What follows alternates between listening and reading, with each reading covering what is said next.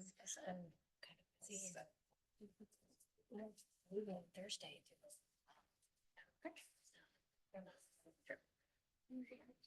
Going down to like Galapagos. So we're flying. There's a into lot to Puerto sort. Rico, Okay. Staying there for like a ship around. With your big ones? Yes, it's that same big 10 of us again. So nice. Yeah, it really is. It's incredible. Yeah. And then so very, very lucky. if I go have- to, She wants to give her grandkids experiences, so she has to take parents. is there, like, does it pop up if Katie's like trying to join, you know? What, wouldn't that, Yeah. can you text Katie and say, ask her if she's 1, 2, 3. We have gone. She should be Yeah, popping up. She's Yeah. on Zoom. I'll just, Oh. I mean, just compared to some of the other ones Heck, that I've please seen, don't like tell me there's landscaping any problems. stuff and this and that. I just even today was like doing furniture in the second floor. This week, Friday. Well, I'm sending it via email because she sent an email Oh, to us, okay. so I could've hopefully done she that sees her too. email. yeah, I could have done that too. I didn't know if you were That's shooting her a crazy. text. Um, I know. What the hell? Yeah, too. usually they can pop right in because I don't have anything that I've seen the outside. Is- Susan had Yeah. book club, you know, the gap. Needy People stuck in the nighty. backyard where the windows. Just. Okay. So she has Trucios. Middleton. It's just. Those batteries. Yes, because I went to go grab this and I was like, oh, it's dead. Awesome.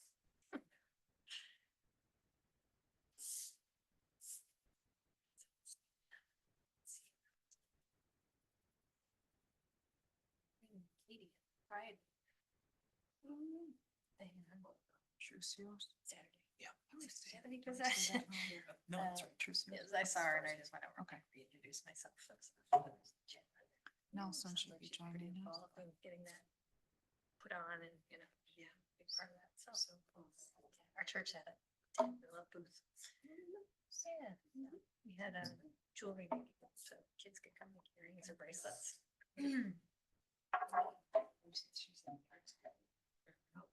Katie has not responded to my message, but She should be able to jump on, but if she's having any issues and you note that, okay. I'll try to keep an eye on my, I guess I don't have my email up, but I'll put it on my phone here. Let's see. Like the high school or department, say. Yeah, okay. So you- Yeah. Huh, that's a great idea. All right. Feel good with tech? I feel confident. All right, it is 7 o'clock. We'll call to order the June 16th, 2025 Parks, Recreation and Forestry Commission meeting. Kylie, do you have the roll call?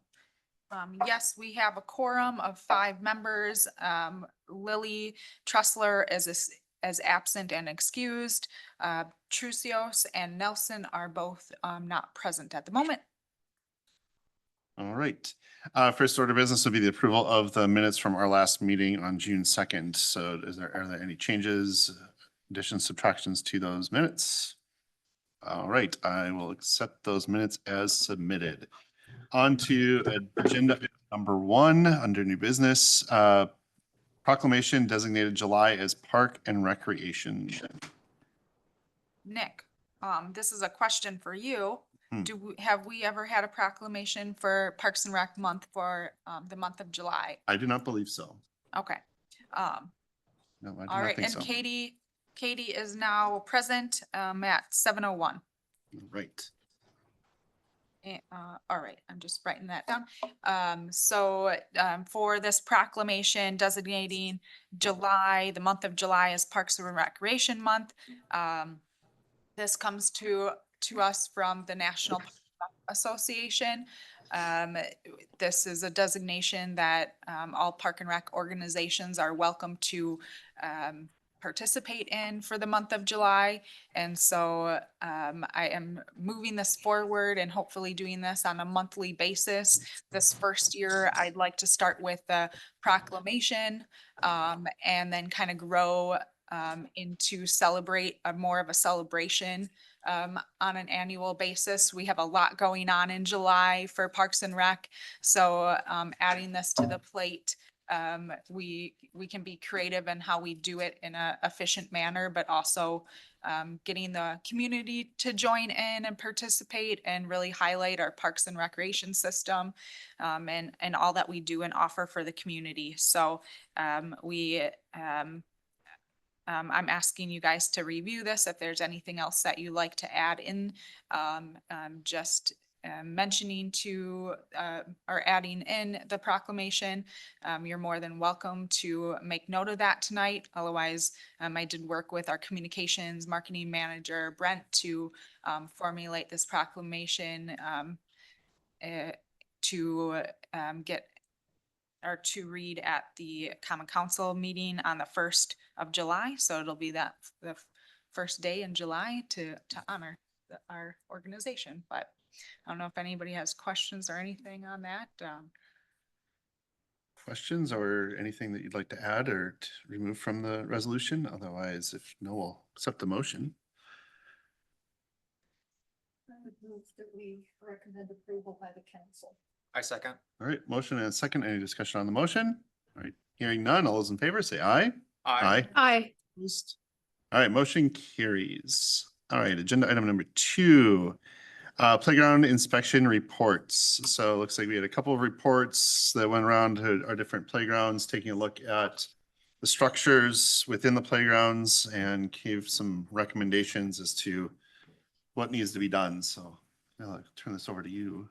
Yeah, so we had CIVMIC, we partnered with CIVMIC. They work with us in the city already on a lot of trainings and our insurance. So they did this free of charge to go around and evaluate all of our playgrounds, which we have 28 playground equipment pieces. We also count some of the life trail around Lakeview as an equipment or piece of equipment, or we have a few exercise equipment pieces that are on some of our trail systems as well. So we put all those in from Lakeview, the big giant play structure there, all the way to our smaller structures in all of our systems. So we had an inventory of all those, gave them to CIVMIC to run through and evaluate. We have one staff that is certified as a playground safety inspector. And that is quite a difficult certification to get. A lot of training involved and a lot of knowledge to know as far as measurements and placement and how structures are set up. So they do playground, our team does playground safety inspections on an annual basis, and they do that at the end of the season. So after they kind of winterize everything for the year, and it's a slower time where they can really walk through all the playground equipment, and there's not a lot of users, so that's why we also do it during that time of year. And we document all of and if any repairs are needed, or if there's any head entrapment or any other hazards that we have to pay attention to. And they go around and fix all of that before we hit the peak of the season the following year. So it seems kind of odd that we do all of it during our winter season, but it works out for staff time as well. But we did partner with CIVMIC, and I think this is also, as we get down to the court plan, something that I'd like to do is kind of mirror this with our comprehensive recreation plan, because we can tie it into that plan and have it as an addendum and help us make decisions on should this playground equipment still be here in the future? Should we invest in this playground equipment? Should we invest elsewhere? We can get a community input instead of us making a decision. As such, I'll show you, we have a few issues with a few playgrounds where we as staff would recommend removal. But then if we remove them, what are we gonna do with them? So it's kind of a larger question, and I think it, to adequately, take a look at it, or take a look at it more comprehensively, we need to, use the court plan and all that goes into it with public input to really get, or know what we want to do with the playgrounds, if that makes a lot of sense or none at all. But you guys are more than welcome after I kind of get through a little bit more of this, to ask questions, and, feel free to, ask away, because this is a very long document and I'm not gonna go page by page. We'd be here all night. We're not gonna hit the 45 minutes for you. But, so they do have pictures. They went through every single playground. They took two days to do that. Our staff, also, went around with them on a few sites to, learn along the way. But you can see it kind of goes through, the location. So Firefighters Park, we have our play equipment there, and it just kind of talks about what they're observing and a recommendation that we should take care of take care of a piece. This is a common theme, is just signage. So that's something is signing, what age groups, that are to use the playground, which seems like like that you wouldn't have to do that. Anybody can play at them, but they have a recommended, age group for each play equipment. So that's a common theme throughout this. And then just, as things become loose, there's a lot of things tighten up, different pieces of play equipment. So those are more easy fixes for our team. But we have a few larger picture questions, as we go through this. So just kind of a lay of the land. It keeps going through, different pieces of the play equipment and taking pictures. So it references if there's hardware missing or something's loose, they're taking a picture of that so our team can respond to it. But I am going through firefighters a little bit slower, but kind of, another piece that we put together is, an Excel spreadsheet of just each playground and the recommendation, or the observation and recommendation, and then our maintenance team can make a note of what was repaired and how they repaired that. So I know they've been working on this, throughout the winter, but I would just want to follow up and see where we're at with each one of these items.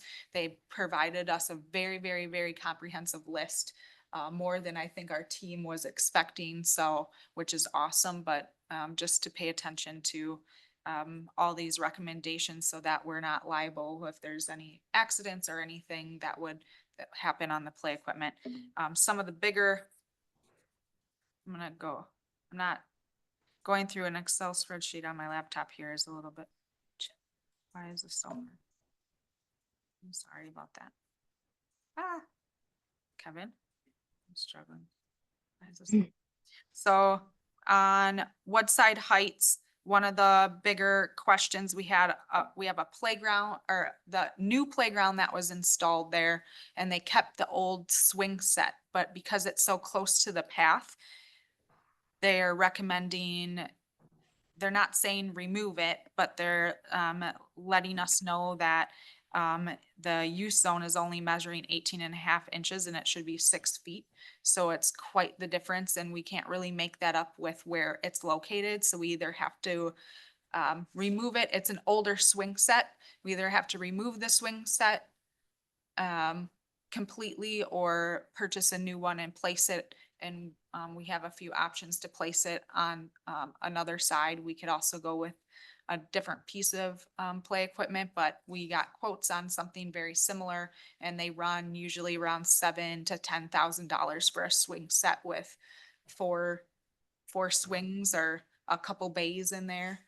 And then if you want to get fancier with tot swings or ADA swings, like depending on what direction we go with that. So, that was a bigger decision item, that was brought up. And then, there, if I can find it here, Hawk Ridge has head entrapments, and it's a smaller playground, and it's the third in our playground replacement lineup, but I wanted to move that up to the top.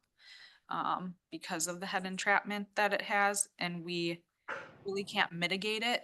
And then there's also, gosh, here we go.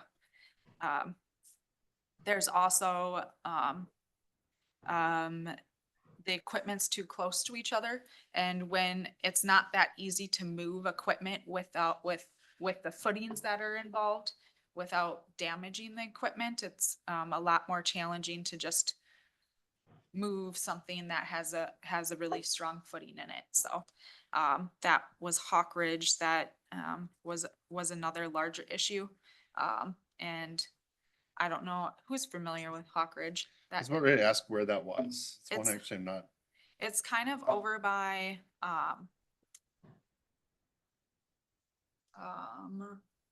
Middleton Ridge. Here, Kevin, help me navigate here. So it's Okay. north of, Northside Elementary School, Okay.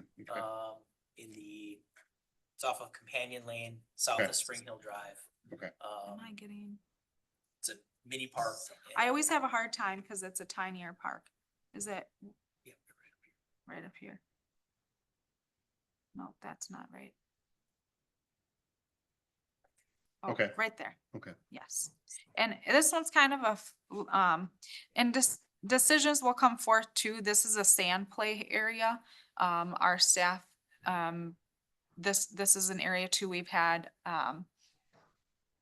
what are those bees? Mining bees. Mining bees, and Oh. those are really hard to get rid of because they love sand. And they don't necessarily they're not harmful necessarily, but they do scare children, and it doesn't provide a welcoming environment. But we have that issue here, and then we have play equipment. This feature is too close to this feature, so we either have to get rid of that, but then there's a head entrapment, on this, play feature. So we are gonna be taking a look at this. The nice thing about this one is that it does have a sidewalk that we'd like to keep and establish throughout this, playground, and, it creates more ADA compliancy with it, so that, is a nice feature to it. But just kind of running through, that playground inspection report, letting you guys know a little bit of our process. Do you guys have questions or suggestions or comments on, how we're inspecting our playgrounds, or, anything related to that I can help answer? Can I just ask a general question is, you're talking about moving older equipment. Is there any kind of like liability or insurance stuff that goes with, you're like moving an older swing set? Or is it pretty straightforward? I wouldn't suggest moving, maybe I didn't say that right, but, I wouldn't ever suggest moving equipment. I would, purchase new equipment, just because I think that's over 25 years old equipment, and then, if we want to invest in something and move it and take all the labor of doing so, I'd rather, invest in a newer piece. But, you would have to ensure that it was installed to the standard that, for that piece of play equipment. And, we typically, if we purchase a new, then we can have the playground design company, verify and also take a look. And we, have had them do the installations typically, so then it's on them to, do that appropriately, the installation. Kelly, I have a question. I saw throughout that there were lots of instances where the wood mulch was not the right depth. And it clearly needs to be quite deep, it sounds like. Yeah. Do we have adequate supplies of wood mulch and adequate staff to keep that up to date? Yeah, so the playground mulching we do every year, and we go around and we select, various playgrounds to add mulch to. It becomes hard to measure that, and we'll have to, look at it a little bit closer of how we can measure the wood mulch depth, because it turns into dirt underneath, and then you add a layer on top. And we do always get a semi load every year, and, store it and get it ready to, top dress, the playgrounds, but we will have to look a little bit more at measuring those, yeah. I guess I was wondering that is once a year enough to be measuring and adjusting it? Cause it seemed like there were lots of problems and it's going to change throughout the summer. Yeah, So I was wondering if you were checking it a little more frequently. they do as much as they can with mowing in that, but it does change a lot under like areas of play such as swings are very, very common where they kick that out. And they could go rake it in the next day and it could be out the same day. So, really, if they're top dressing and getting most of the playground up to code, and compliant, having them go around to fill in, swings is not really the best use of our time. But we can have that be a part of our, field checks when they're mowing, and just checking playgrounds, but we want to make sure the entire kind of surface is at least there. Yeah, I was wondering about like, say, a monthly check and have it updated. We, Or and if we you're don't not- have this, we definitely wouldn't have staff to go check wood mulch at playgrounds on a monthly basis, but I can evaluate that a little bit further with the team.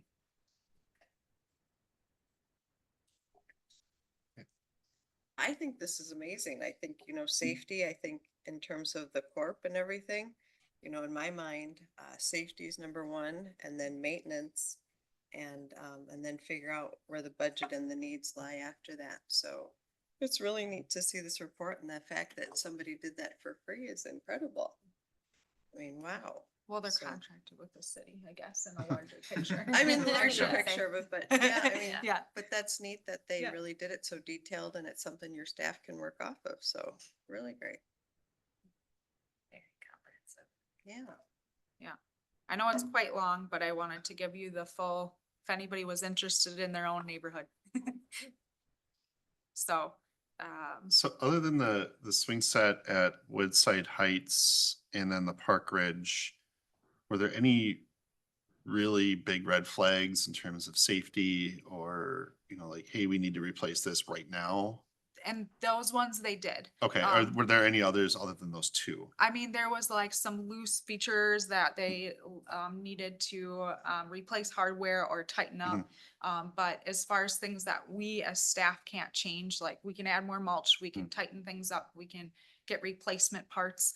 The two that I highlighted were those kind of big things where we have to make decisions on removals. Okay. I will go through this a little bit further with our team in the next month and just see where they are in the next few weeks. Hopefully they can run through this and give me a little bit more of a heads up where they're at. But those were the ones that were brought to our attention. Okay. Okay, just and then you just so happen to have the Market Street one up on Yeah. the screen. It's our newest playground, right? Or like newest Yes, brand it new is. playground. I Yep. mean, I know Yep. we've replaced other ones, but I guess the couple things that surprised me about this is it was brand new from scratch. And I'm not gonna say a lot, but quite a few issues I feel like popped up on this playground. Some of them seem to be design, related, like the one that's right here on the screen seems to be more of a design related issue as opposed to a ongoing maintenance issue or, a deterioration issue. And Yep. is this something that, and I don't remember who did this playground, Yeah, but is this something we could go back to the installer and be like, this wasn't up to standards, or I- what can we do on this? I think this one, they typically have a year warranty on equipment or playground, but they're, as far as like, we sign off on the design. I think this is a good learning opportunity for us to, maybe send over our playground design to the, to CIVMIC and just say, hey, can you glance at this and let us know if you see anything ahead of, accepting the Okay. equipment, but. And then I guess the follow-up question to that is, this specific playground, I guess this is probably maybe for us to also kind of discuss. are we gonna put any money into fixing their recommendations, or are these recommendations just, you know, is it causing any safety issues right now, or do we foresee any long-term safety issues because of what they have?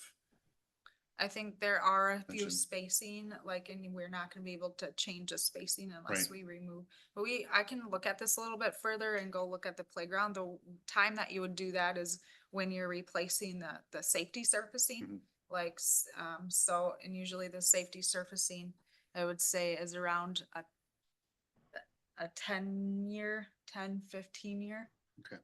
Replacement, so, depending on use and that, but Okay. it is one of our newer ones, and then there is a lot of spacing, but I think, we could also bring this to the company and see like what remedies could be made, and, but it's gonna come at a cost, I'm Right. sure. And, you know, and I also, like with this one, you know, I know what the intention of this playground is, and I'm like, would you consider this feature that they're highlighting a balance beam?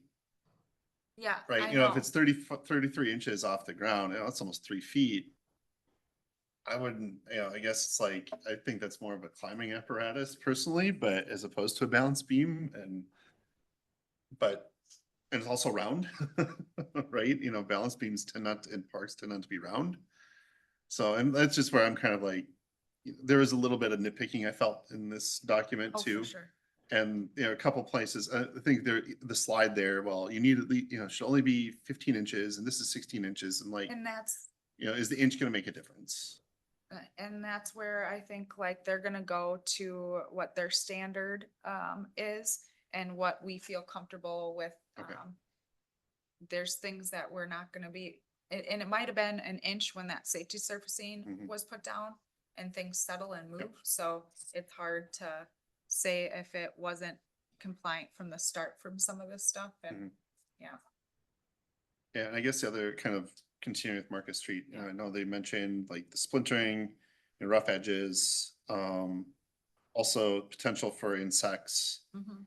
Is this wood, I'm sure insects can get into whatever wood they want to, but I also know that some of it's kind of treated to kind of help mitigate some of that, you know, insects from living in there. Yeah. Is this wood? It just might be in between, I feel Right. like in between the logs Okay. and that, I know it was, what kind of tree, what is this, black? Is it black locust? Well, black locust, yeah. Which is like a naturally rot resistant Okay, wood, so it's used in fence posts, Mhm. that's. But everything has a lifespan with wood, so it's a little bit Yeah. shorter than some of our other, playgrounds, but it is a really awesome feature to the Mhm. community. I Mhm. think it was well designed. There, it just might be with not like a similar slide and a similar, Mhm. play equipment. They have to use some sort of standard on it. Yeah. And it might not be relatable. Okay.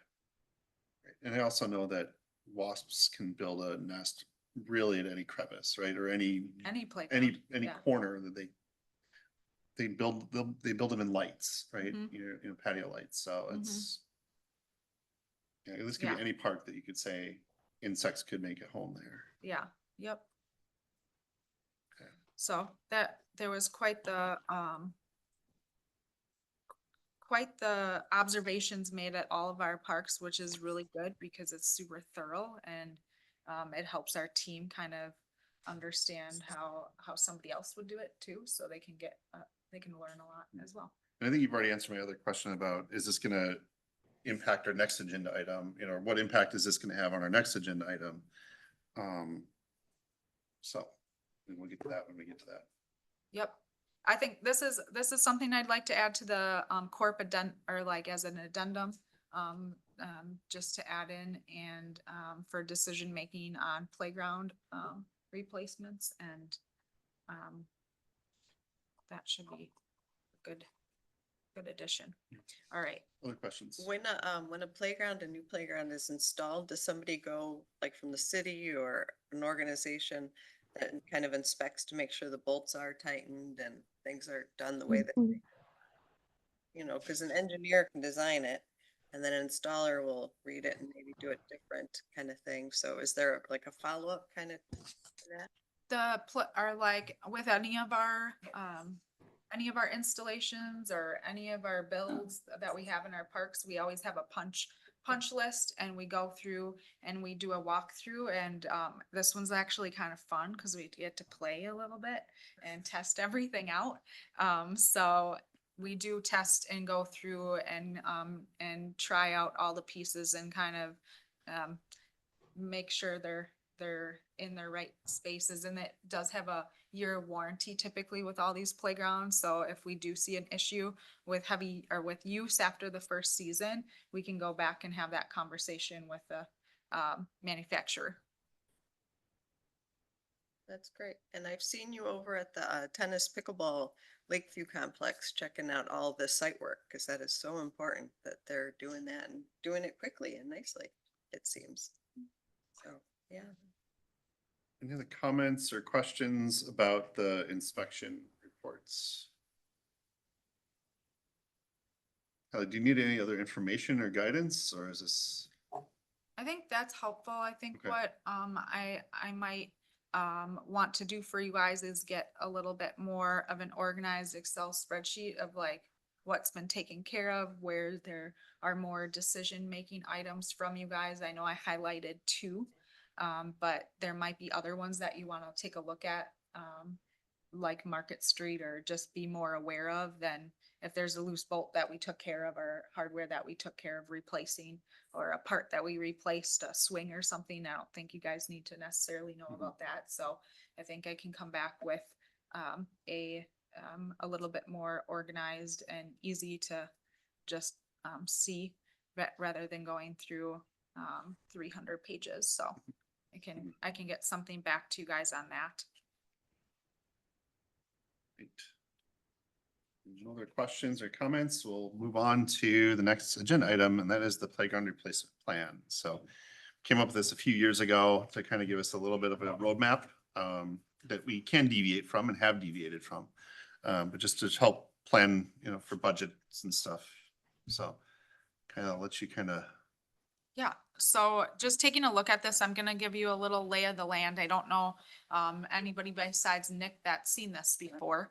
But this was updated last in 2022. I don't know the last time you guys, as your body had seen or participated in this replacement plan, but it does come up every year when we talk about the budget and the capital improvement schedule. So we reference this to use on the capital improvement schedule and budgeting. This lists all the playgrounds that we have identified as replacements. There are a few on here that were not identified as replacements, such as the Lakeview playground behind the tennis courts. For instance, that wasn't identified as a replacement, but it gives the year that it was installed, and the target year for replacement. The target year for replacement is a 25-year replacement plan. So once it's 25 years old, we look at replacing that equipment. That's kind of where you see that calculation here. And it is in priority order of what was decided the last time this was updated. For playgrounds, Market Street was our last one that we installed, so it goes automatically on the bottom. And for how much and this is where I want to explore a little bit further, is the cost and what we're allocating for playground replacements and why, and how we build that out. I think it's important that I get your input tonight on that a little bit. I'll show you something I'm working on as a little extended playground replacement plan. But it does give you the manufacturer and sales reps, so we know who to contact for parts and such, for replacement parts if needed. So that's who you were looking for that manufacturer for Market Street. But so we do have all this information. There is an inflation calculator that this was based off of. And so that's kind of the lay of the land of the current replacement program for playgrounds. And I'd like to update this and what we've been working on. Okay. Oh yeah, it is in the second. Okay. So what, we've been working on is just, keeping all of these playgrounds here. And, it is kind of looking at also if it does have a sandbox area, and a sandbox border, something we'd like to evaluate is, making sure if we do have sandboxes, they're in a good location, not next to something such as a fountain, because it becomes clogged and we have a lot of maintenance issues. So there's certain locations where they're not ideal. And making that as a decision item if we want to replace with play item or more play space for structure space. We're also looking at how we put borders in. There's more to playground than just the equipment, and the equipment prices have drastically increased. So we also have to look at the playground border, the surfacing, the removal, how we're doing the removal, the installation, the design cost, all of that. If we actually want to see a playground replaced, we need to make sure all of that is appropriately funded for this, the size of the playground. So Hawk Ridge is pretty small compared to Middleton Hills South. That's a much larger square footage that we're looking at. And just knowing that that all has to add up when we're asking for, money each year in the playground replacement plan. So I'm working on getting a price kind of for all of this, and knowing there might be options where we would have poured in place, or we would have wood fiber. The wood fiber is ADA compliant, but I don't always think it's the most welcoming, accessible surface for, all users in our community.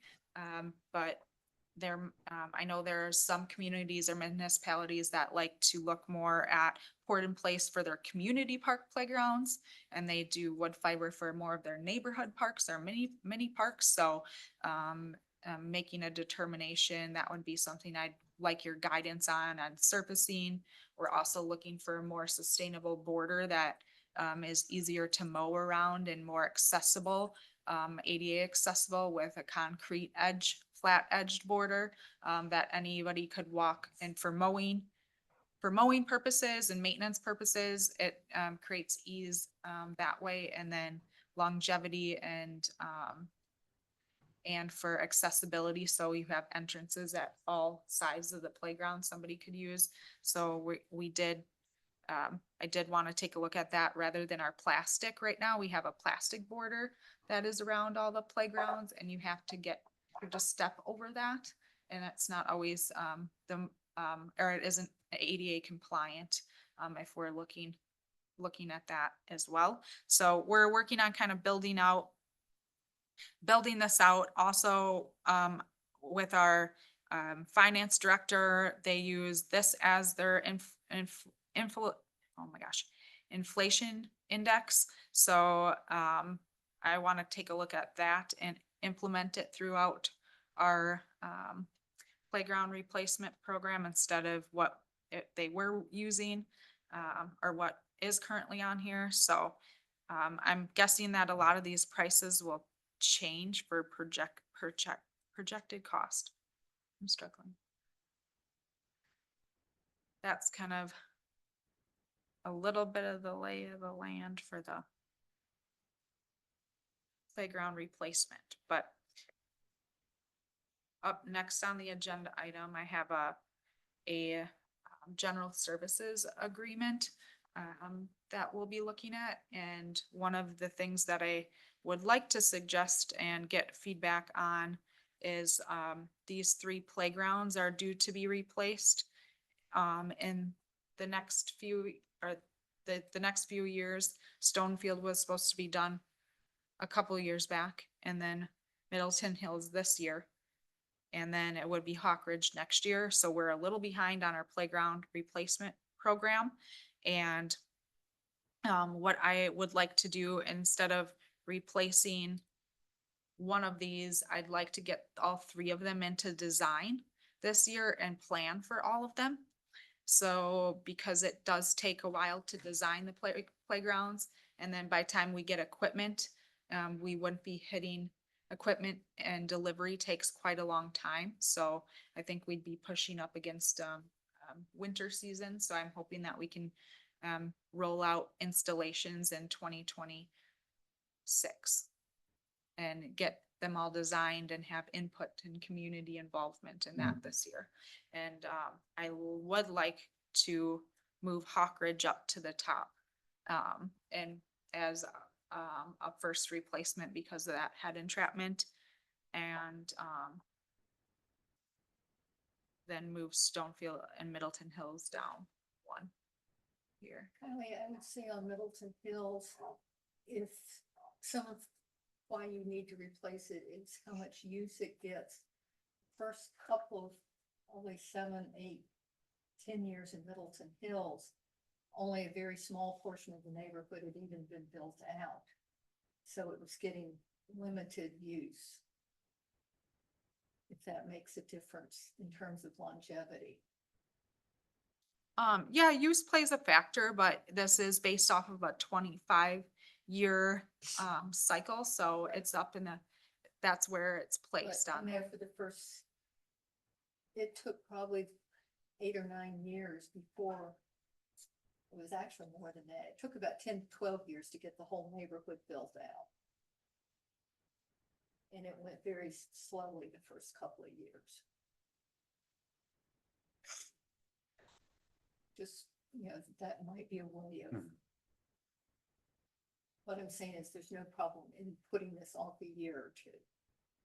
And I think also looking at the condition of the equipment there, like if there's, in the inspection report that we just received or that the staff does, if they're like, well, this is in pretty good shape, but there's some others that are down the list further that like, no, we need to bump this one up. I think we could, it would make sense to Move them move around accordingly as well. Okay. So just to kind of clarify, Stonefield and Middleton Hills South, were those both requested in the capital budgets for 2024 and 2025 respectively? So yes, we have a total of, and 40, 60. I'm just so- trying to figure out if we put them in a request We to did. finance and finance struck them from the So, list of funded projects, or council struck them from the list of funded projects. no, they were, because right now we have a total of 205,000 Okay, allocated for playground replacement. okay, so we do have the We do funding have- has been approved for it. We do have funding, but when you look at this number, I want to be very Yep. clear that this will not get you a Yeah. playground. Yep. Anymore, like Yep. it will get you half of the playground, Mhm. maybe. That's what Yep. I'm concerned Yep. about. Okay, so if we get 3 of them in design this year, it doesn't mean we Mhm. have to do 3 installations next year. But if we can get 3 of them designed this year and selected, we can say, we need 75,000 at Mhm. this park, and we can, in the meantime, before we hit budget season, make a decision on, all of these playgrounds and what order we want to do based off of, I will get you a more condensed, it sounds like a more easy read, kind of highlights for each playground and a staff recommend based off of, the issues that were presented. And we can kind of, move these around accordingly to that. Okay. Is that? And then how about like Red Tail Ridge and things that'll be having new playgrounds and such? How does that play into such? Yeah, that's a really good question. For newer parks, that those don't get, those will be added on there if a playground is chose to go there, at those parks, but, those are done through design and through park development funds. Hopefully we have enough of those, to build out the entire parks. And then they would go into the capital funding after they're built, and they need to be replaced. So Okay. that's a good question. Yeah, we can't use park development for playground replacement. Is that correct? For Yeah. new playgrounds, but Yeah, not. for new playgrounds we Yep. can, but like, but yeah, Replacing, no. any of these on the list here, we have to use. And the park development's coming from the developers. Correct. Yep. Um, Any other questions or comments or like feedback for Kylie on the? I think one thing I'd like to see as well is, you know, if we're gonna think about, and I definitely would say, yeah, move Hawkridge up to the top. But what, you know, as we start to kind of, and this will probably be based off of our next agenda item, the outcome of our next agenda item, but as we start to get into the design stage, what would it cost to, you know, I know they're not gonna replace it with the exact equipment that's there. But if there is like a replacement cost of what's there already, I think getting that idea, because then we can kind of maybe project even a little further down the road. Because I know what you said, you know, what you mean that $42,000 is not gonna get us, you know, what's there already. So what dollar amount will get us what's there already? Yep, and that's what I'm hoping to develop Okay. with, I'm kind of gonna get rid of these numbers and use it based off of if we're doing the same playground, I'll do a playground square footage, so equipment, I'm gonna update that projected equipment cost for what's currently there, and then the port in place are wood fiber, and then you'll have, if you guys can make a decision what surfacing you wanna do and kind of what, I'll get a estimate for borders and walkways and estimate for design for all those playgrounds, so then I can say, this one, if we do what Hawkridge has currently there, then this is how much it would cost to just replace what's there. And if we wanted to upgrade it to port in place or add more play equipment and remove the sandbox, those will be decisions that I want you guys to make on the playground replacement plan, so that I can, that when we get to budget season and, we would know at that Okay. time. Poured in place, that's like the Oh. bouncy stuff. Yes, it's the rubber, like rubber surface that you see at the pool.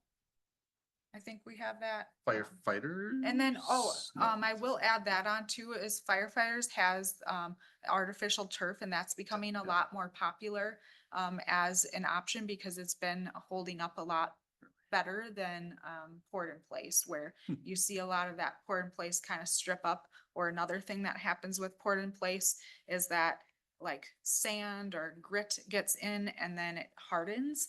And so even though it's the same thickness, the kind of bounce, they do a bounce test on it. That's not the right term, but a drop test, and if it doesn't have the right depth or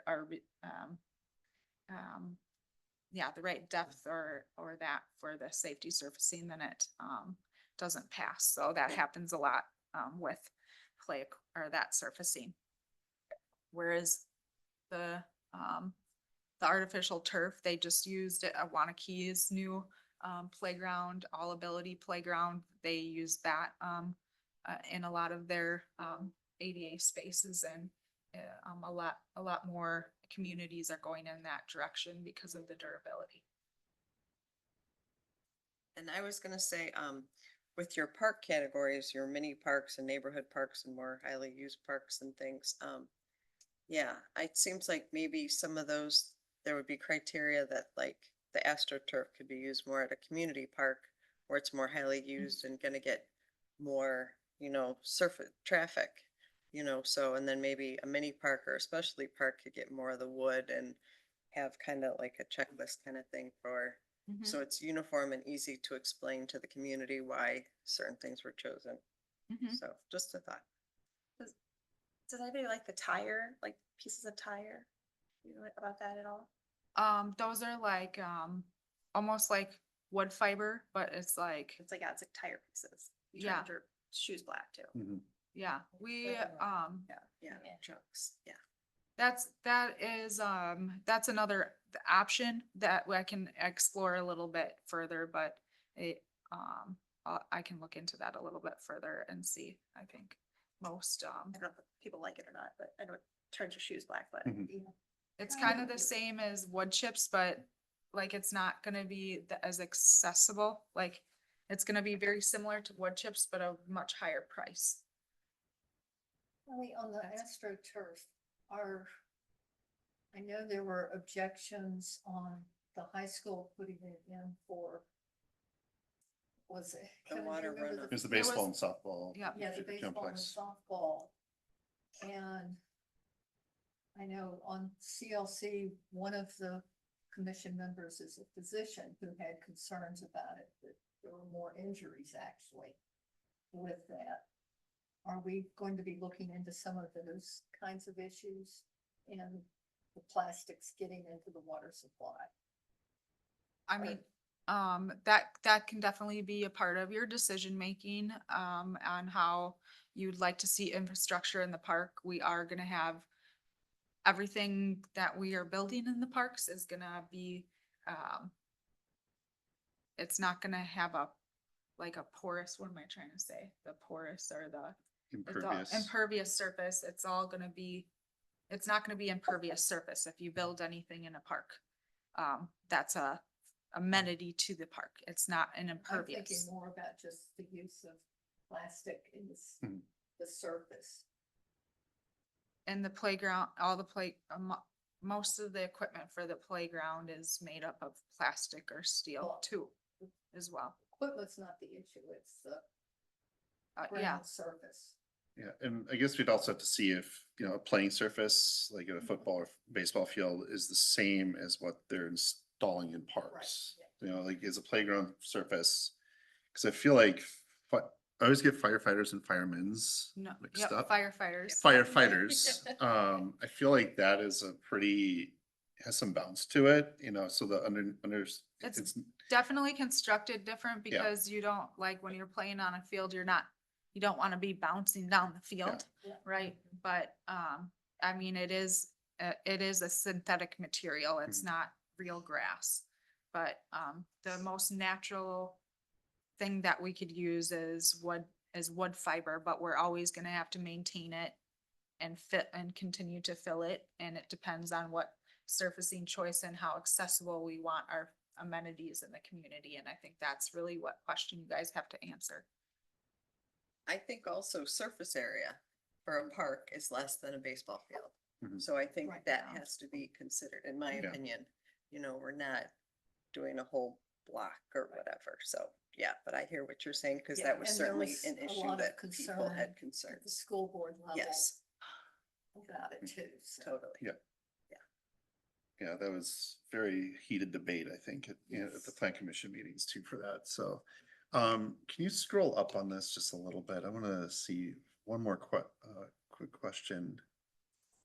Cause I wanted to note Firemen's Park. Is I that know still on there? Was on the PDF that you included Oh, in that, the, cause that was the 2022 one, but on Okay. here, cause it's off, okay. yeah. it Cause should I be guess my on. question was, given what happened with that park in the school and the city, what is the status of that park in terms to, you know, as it relates to playground replacement and all that other stuff?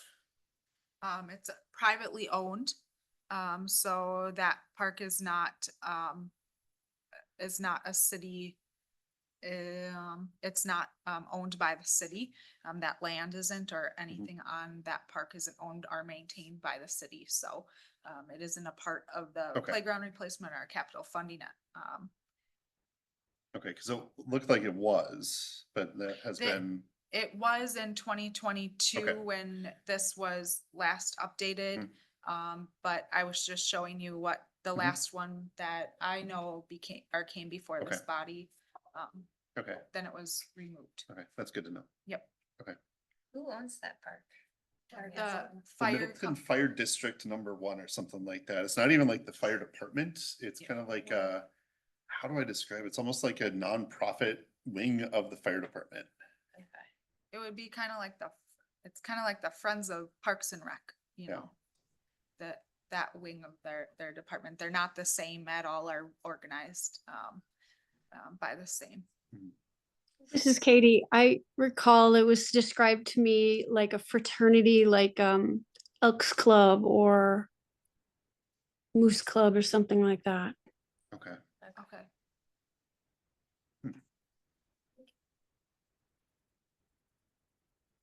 all right.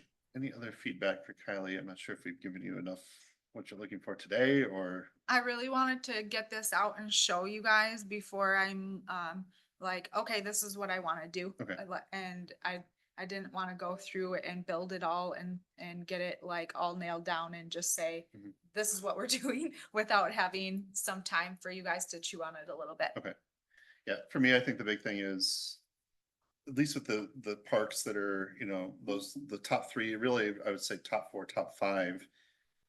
Are there any major things that the inspections have revealed that might need them to be moved around a little bit, which we've already seen one instance where that's happened.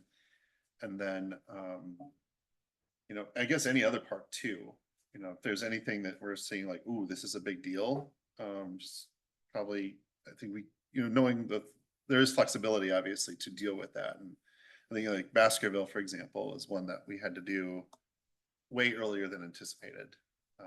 Okay. So. All No, right. that's good to know. All right, we'll move on to our next agenda item, and that's General Design and Engineering and Planning Services Agreement with Architecture Planning. So this is our standard agreement that we use for professional services, design services. Architecture and Planning has done work with the city. Most recently, they're working with the golf course on some of their entranceway and one of their storage buildings, but they do specialize in Parks and Rec with their name, Architecture and Planning. I think that kind of gives it away, but they we're looking at hiring them to help us with design services, so I can fill out a task order and have them complete a design for a playground or get an RFP ready to go for a playground. And that's kind of the first direction that I'd like to go with them. The benefit to having a agreement with them is knowing that you have the hours of service and how much their expense is for those hours of service is always steady or remains the same within the 2 years that goes through December of 2026. So we stay in contract with them for the rates that they have provided for the services.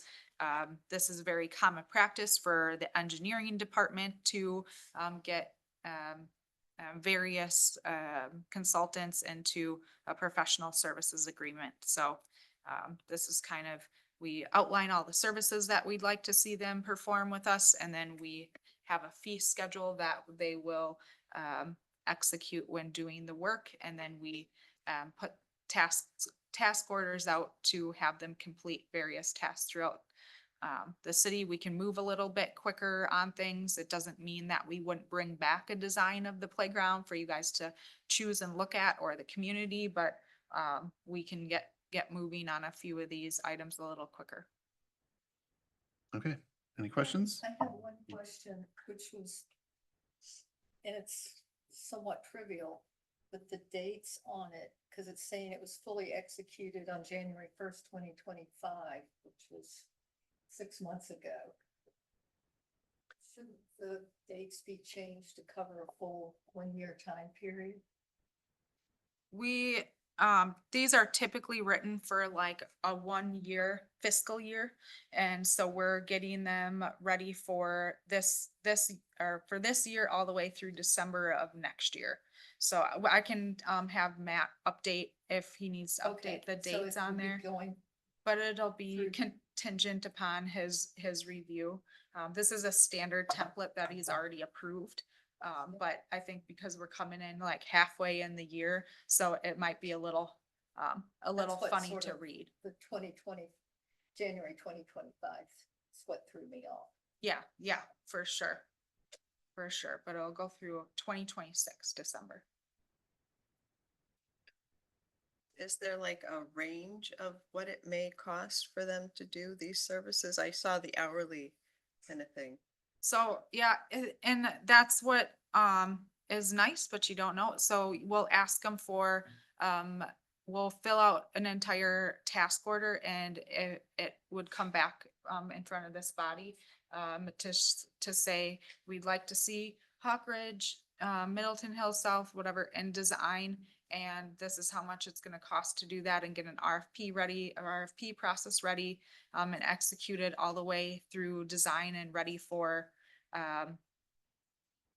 the bid process. So we'll ask them to do that in a written form, and then they'll come back and say, it's gonna take us X amount of hours to complete that, and this is how much it's gonna cost. And then we say, yes, we agree that, we wanna move forward with it, or we wanna change X or Z on the task order to get it to a better, cost, or, reflect what we wanna see done, and then we would, move forward from there. I don't, did that answer your question? Yeah, I Okay. just, I also think the people that make the playground equipment are probably pretty good at designing the playground too, but I see, value in this too, just throwing out different ideas. You're looking for a motion to approve? Okay, I'll move to approve as written. I'll second that. Okay, do you have a motion and a second? Any discussion on the motion? I would just like to know, are they gonna try to make each playground a little different, like not have the same stuff at every playground, so that there's a reason to go to different ones? Take Different walks and- colors, different equipment, all abilities, as many ages as we can, but that will be up to you guys. I'm hoping to get a for selection, send a survey out to the neighborhood within a 25-mile, or not 25-mile, no, just kidding.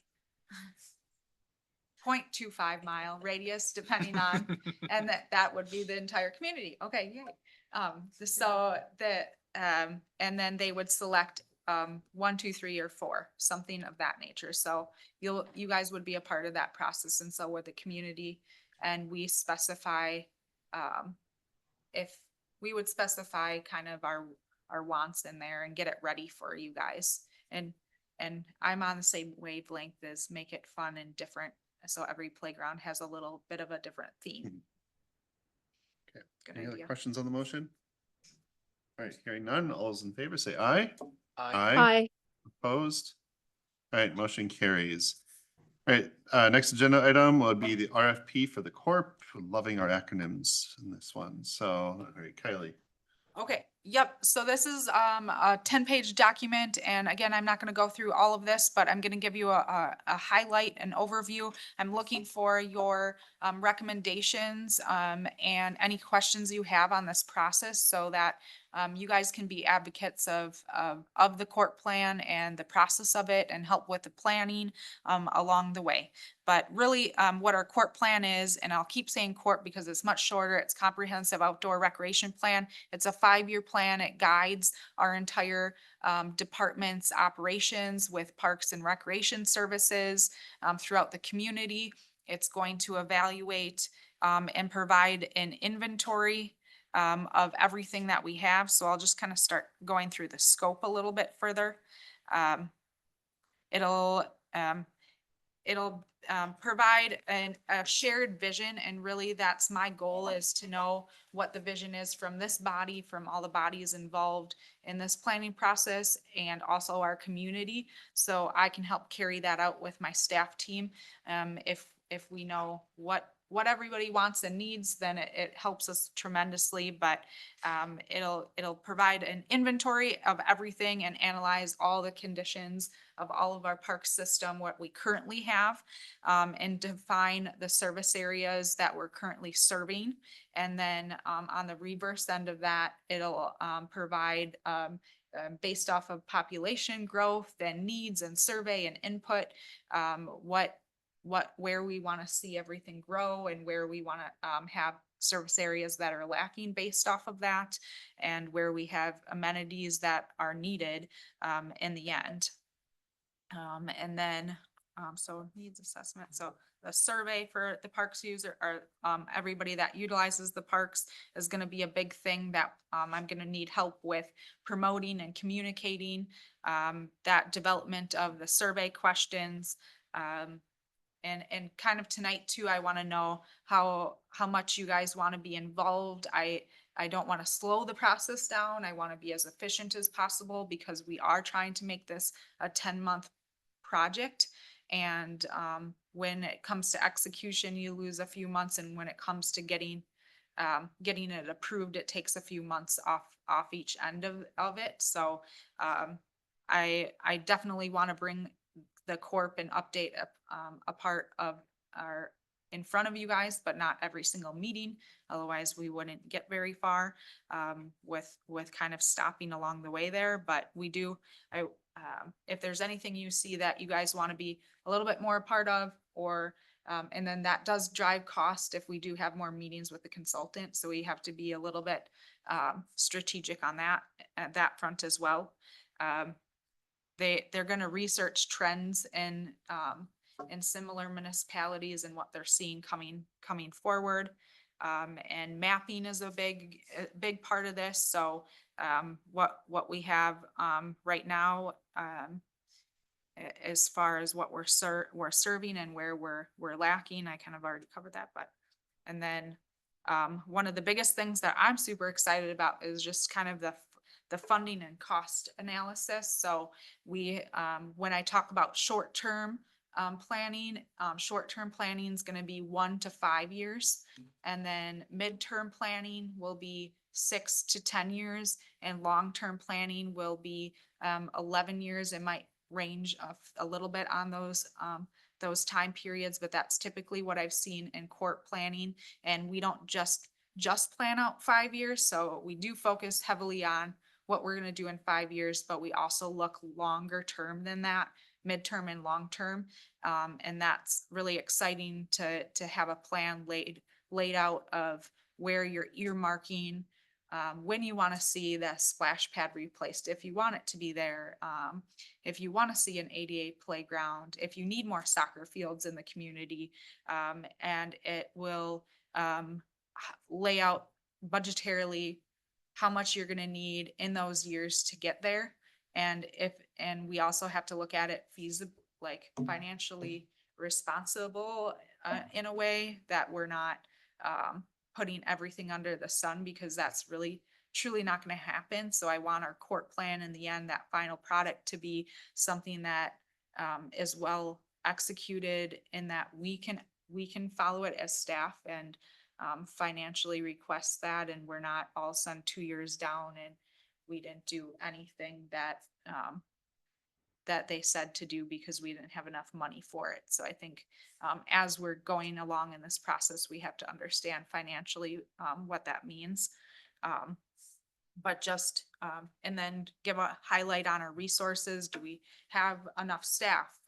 And what would we need for staffing to, service what, the standard that we want to reach as the community, what we currently have? And if we are adding parks, what does that mean for resources? So, it'll go through that, a little bit further. And, maintenance, feasibility and funding, I put this as a really big part of the project, as I think it's one of the most important. And then, one of the, big reasons too why we do this is not just for vision and planning, but, we, with the Wisconsin DNR, we're able to apply for grants, but we have to stay current in 5 years. And if you've noticed too, in this plan, I have it being completed in 2026, and it would cover the years of 2027 through 2031. And, so we'd have a gap year that we would request an extension from the Wisconsin DNR. That is because I want to give it enough time to get a really good plan in place. And it'll happen right before the budget season for the 2027 year. That's up for you guys to decide if you'd like to see it pushed or anything with a timetable tonight. I welcome your input, but that's what my recommendation is. And then, kind of at the end of all of this, when they are collecting all the data, using all of our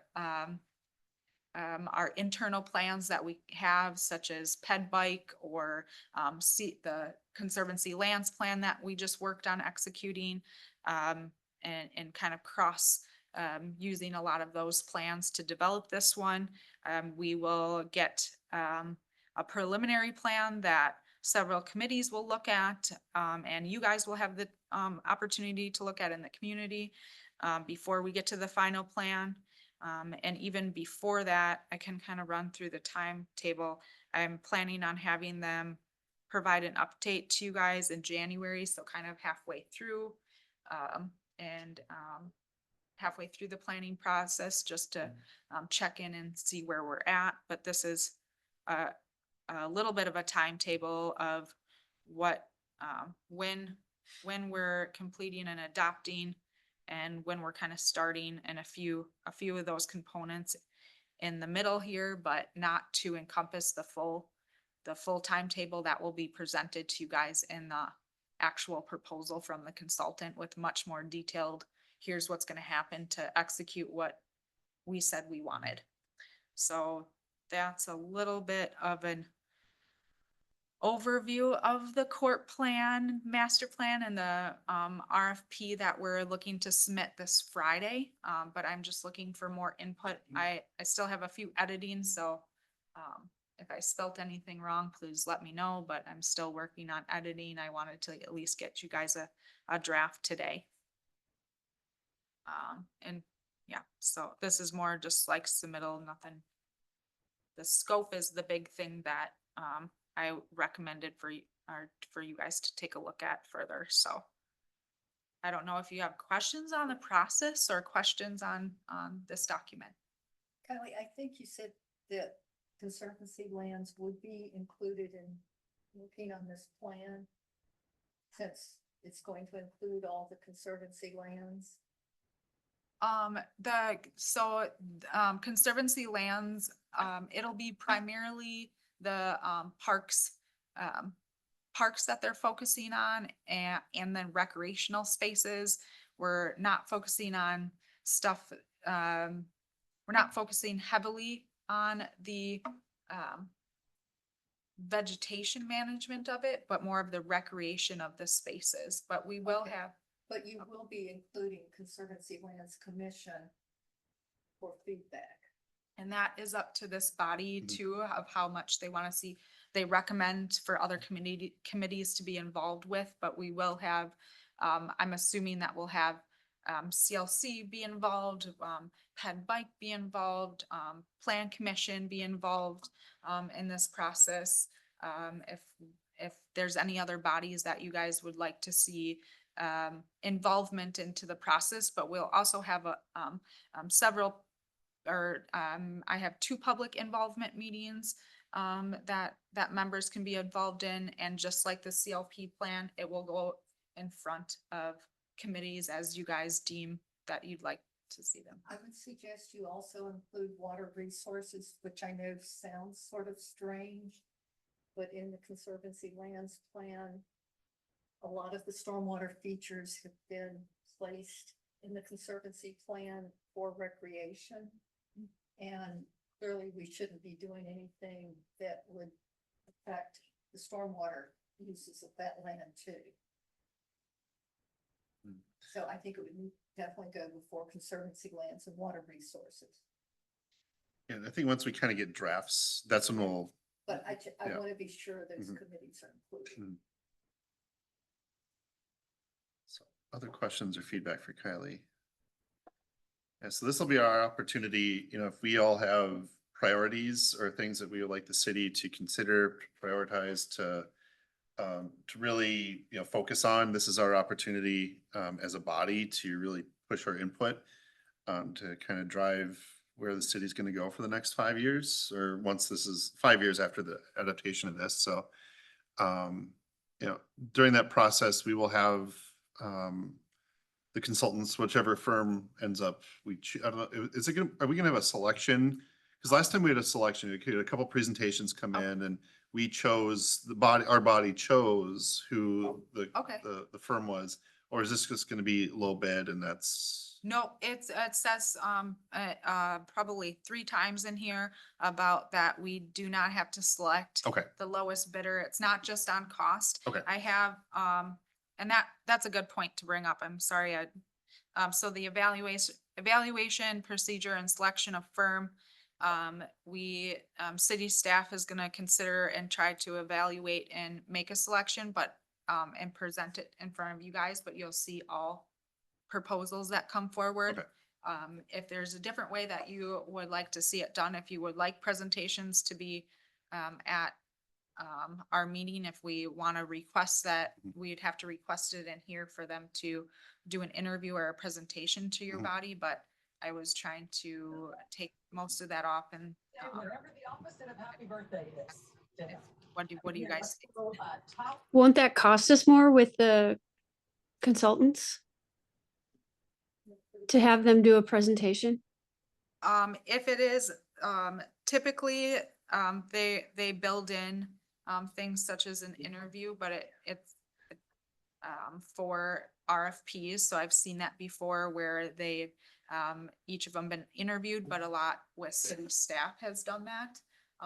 And done that interview, and maybe, Nick or somebody else from our body could be a part of those and not the entire, entire committee here or entire. Yeah, So that yeah. could be a part of the process, and we could pull Nick into, for example. Okay.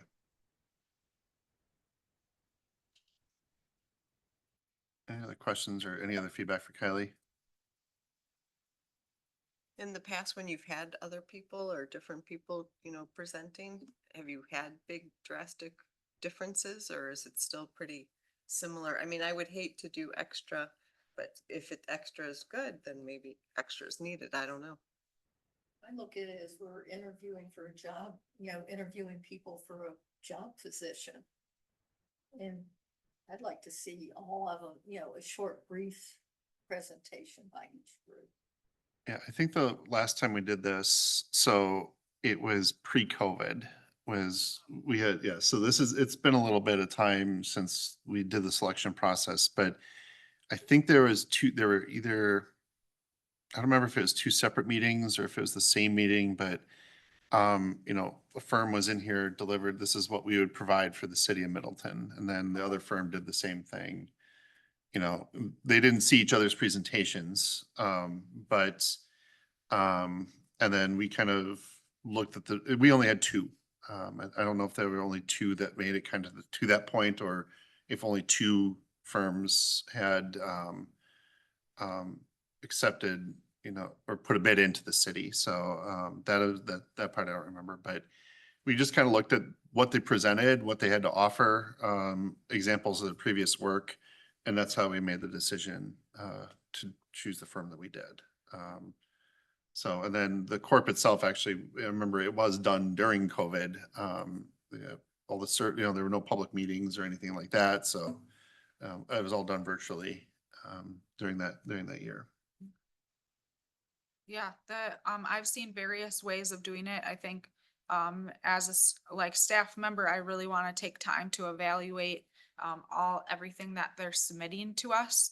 And that's something we will do on our end as staff, is go through all of these pieces that we're requesting. And, I'm requesting those so we can do a really thorough evaluation, and get that kind of prepared. I don't know, how many people will do a proposal, but I'm hoping that we can see, I'd like to see it at, three different ones or so, for you guys. It will come down to cost, as well on, for what we have budgeted and how we want to approach that. But, if we were to interview them, I'd have to change this. And then, we could look at, doing interviews, with staff and, as the selection team of getting them rated and prioritized on this, 1 through 7. And then provide you guys with that information. With the Conservancy Lands Plan, how was the firm chosen? There was only one firm that, put their, Hmm. Proposal in. So it was and chosen we for kind you. of- yeah, we can't, well, and, They had the experience of writing the previous plan, so, okay. so there was some familiarity. Okay, Both with the city, with the restoration ecologist, but also it's a firm that's worked in the city okay. previous, so, And they've worked with the city 10 or 15 years. Yeah, at so least. Okay. there's certainly some familiarity there. Good enough. So I get, and I think part of it too is this is the unknown, why I don't know whether we should have presentations to our body or not. You know, if we end up having 4 or 5 firms put in a proposal, that's a lot of time for us and a lot of time for them. Whereas if we only have 2, It's different. it's different. Yeah. If we Um, have 4 or 5, then we could maybe narrow it down to 1 or 2 that we want to hear. But we have to do that, we have to have that all up front and Mhm. it has to be an open process. I can't select 2 to have a presentation and then select from. It has to be an equal opportunity of how that evaluation is done and prioritized. I guess my recommendation would be to have a representative from this body work with city staff if we did want to do interviews during a work day and get it narrowed down to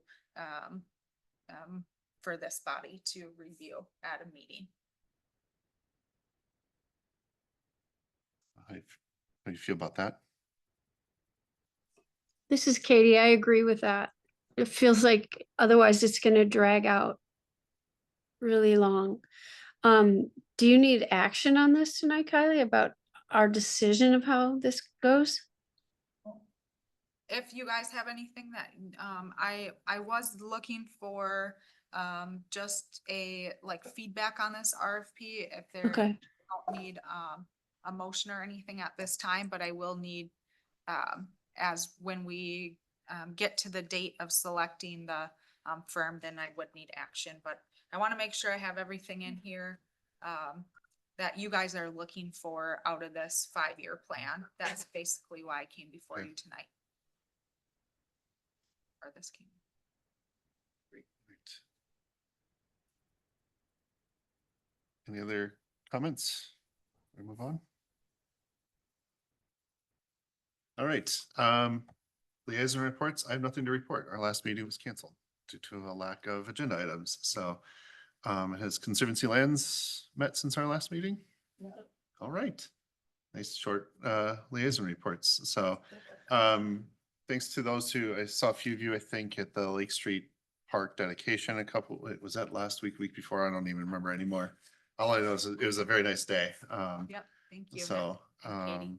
yeah, so if you have not gotten down there, go take a look at our now public, public access for everybody down on the lake. So with that, I will declare we are out of agenda items, so we are adjourned. Thank you. Good night. That's- Yeah.